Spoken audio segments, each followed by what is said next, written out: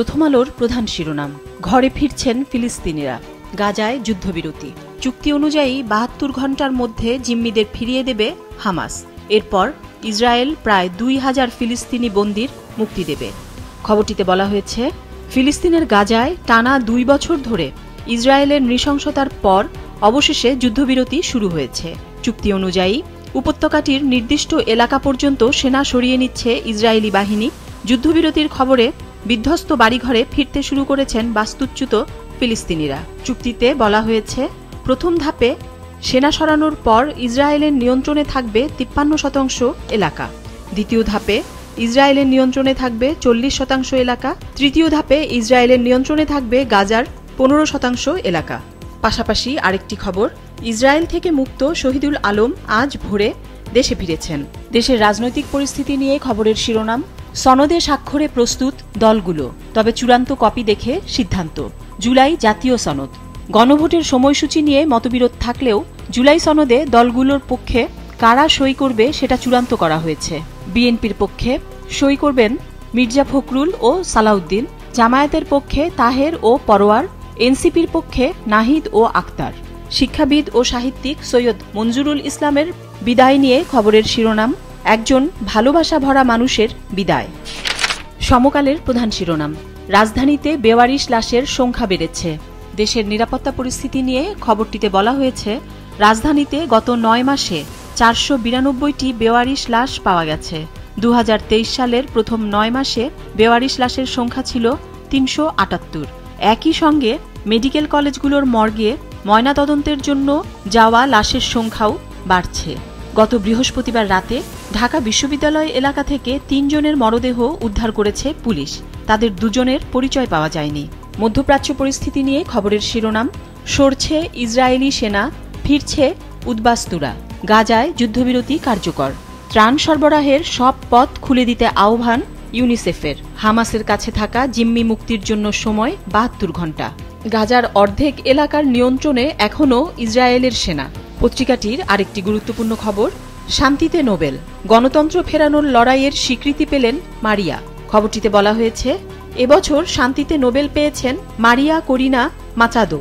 ভেনেজুয়েলার জনগণের গণতান্ত্রিক অধিকার প্রতিষ্ঠায় তার নিরলস প্রচেষ্টার জন্য এই পুরস্কার দেওয়ার কথা জানিয়েছে নরওয়েজিয়ান নোবেল কমিটি। পত্রিকাটির শেষের পাতায় ডেঙ্গু পরিস্থিতি নিয়ে খবরের শিরোনাম, ডেঙ্গু নিয়ে ভর্তি প্রতি ৩৮ জনে ১ জনের মৃত্যু। ঢাকা মেডিকেল কলেজ হাসপাতাল। চলতি বছরে সর্বোচ্চ মৃত্যু চাপ বেড়েছে রোগীর। অধিকাংশ চিকিৎসা নিতে আসছেন জটিল অবস্থায়।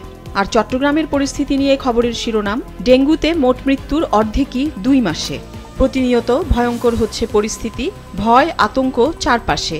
মশক নিধন কার্যক্রম দৃশ্যমান না হওয়ার প্রমাণ জরিপেও। দেশের রাজনৈতিক পরিস্থিতি নিয়ে যুগান্তরের প্রথম পাতার খবর, বিএনপির কাছে মিত্রদের ২১৭ আসনের তালিকা। আসন ভাগাভাগি নিয়ে আলোচনা শুরু। ছাড় দেওয়া হতে পারে সর্বোচ্চ ৪০টি। রাজনৈতিক পরিস্থিতি নিয়ে আরেকটি খবরের শিরোনাম, ইতিবাচকভাবে দেখছে বিএনপি ও জামায়াত জুলাই সনদ বাস্তবায়ন। উচ্চকক্ষে পিআর বিষয়ে এনসিপি ছাড় দেবে না। প্রথম পাতার আরেকটি খবরের শিরোনাম, সব দলের জন্য সমান সুযোগ নিশ্চিত করতে হবে, গোলাম পরোয়ার। রাজধানীতে কয়েকটি ইসলামী দলের গণমিছিল। খবরটিতে বলা হয়েছে, জাতীয় সনদের ভিত্তিতে আগামী জাতীয় নির্বাচন সহ ৫ দফা দাবিতে শুক্রবার রাজধানীতে পৃথক গণমিছিল করেছে জামায়াতে ইসলামী সহ কয়েকটি ইসলামী দল। মিছিল পূর্ব সমাবেশে জামায়াতের সেক্রেটারি জেনারেল অধ্যাপক মিয়া গোলাম পরোয়ার বলেছেন, ফেব্রুয়ারিতে নির্বাচনের আগে ছোট বড় সব দল যেন সমান সুযোগ পায় তা নিশ্চিত করতে হবে। দেশ রূপান্তরের প্রথম পাতার একটি খবরের শিরোনাম, ধানের শীষ নিয়ে টানাটানি কেন, ফখরুল। খবরটিতে বলা হয়েছে, বিএনপি মহাসচিব মির্জা ফখরুল ইসলাম আলমগীর বলেছেন, আমরা কারো মার্কায় হাত দেইনি, আমরা তো কারো মার্কা নিয়ে কথা বলিনি, তাহলে আমাদের ধানের শীষ নিয়ে টানাটানি কেন।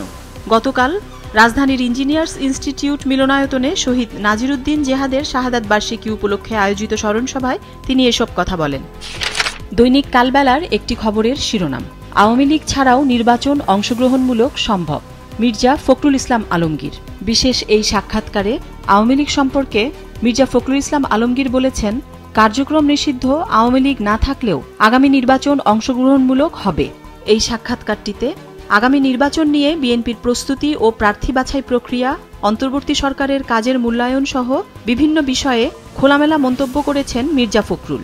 নিত্যপণ্যের দর নিয়ে খবরের শিরোনাম, কাঁচামরিচে ঝাঁজ, পেছনে সিন্ডিকেট, সামনে অজুহাত। অতিবৃষ্টিতে উৎপাদন ধস। খবরটিতে বলা হয়েছে ১২০ টাকার কাঁচামরিচ হাত ঘুরে হয়ে যায় ৩০০ টাকা। ভোক্তা অধিকারের তদারকি কম হওয়াকে দুষছেন ভোক্তারা। পূজা উপলক্ষে ভারতীয় মরিচের আমদানি কম থাকায় গত সপ্তাহে দাম বেড়ে যায়। অতিবৃষ্টিতে গাছ মরে যাওয়ার কথা বলেও বাড়ানো হয় দাম। আজকের পত্রিকার প্রধান শিরোনাম, পাঠ্য বইয়ে এবারও অনিশ্চয়তা। বিনামূল্যের পাঠ্য বই বিতরণ। এখনও শেষ হয়নি মাধ্যমিক স্তরের পাঠ্য বই ছাপানোর দরপত্র প্রক্রিয়া। এবারও প্রাক্কলিত দরের চেয়ে কমে কাজ নেওয়ার পায়তারা। যথাসময়েই সব বই তুলে দিতে আশাবাদী এনসিটিবি। কালের কণ্ঠের প্রধান শিরোনাম, ৭ রুটে অস্ত্র ঢুকছে দেশে। বাংলাদেশ মায়ানমার সীমান্ত। বিশেষ এই প্রতিবেদনে বলা হয়েছে, বাংলাদেশ মায়ানমার সীমান্তের ৭টি পথে অবৈধ অস্ত্রের চালান দেশে ঢুকছে। এই অস্ত্রের কারবারে জড়িত রয়েছে কমপক্ষে ৫টি চক্র। প্রত্যেক চক্রেই রয়েছে কক্সবাজারের রোহিঙ্গারা।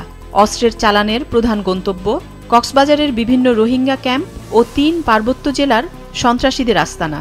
পাশাপাশি একই বিষয়ের আরও ২টি শিরোনাম, অবৈধ অস্ত্রে বাড়ছে অস্থিরতা, ৯ মাসে গুলিবিদ্ধ ১৭০।